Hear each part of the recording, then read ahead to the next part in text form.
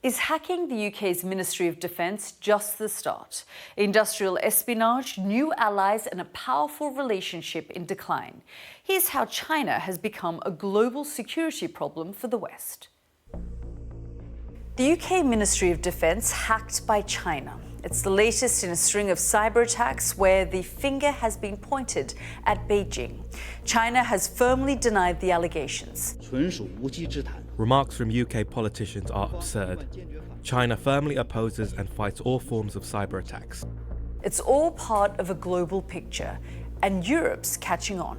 We need to take the powers which we have done to protect ourselves against the risk that China and other countries pose to us. So how has China now become a global security problem for the West? First, let's wind the clock back 10 years to a moment of closeness between China and Europe.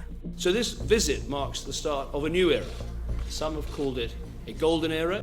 Geopolitical rivalry began to intensify in the late Obama years, but accelerated under the Trump administration.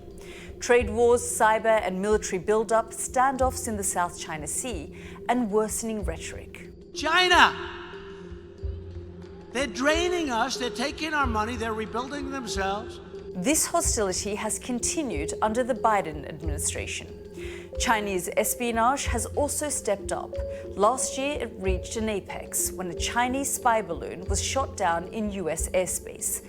The latest hack is just another moment of this deterioration between China and the West.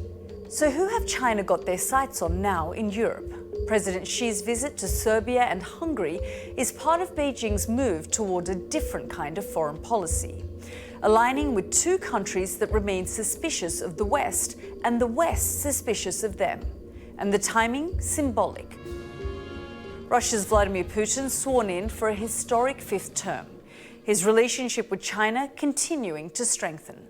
And now Europe is finally waking up to the threat from the East. But what could any fight back look like?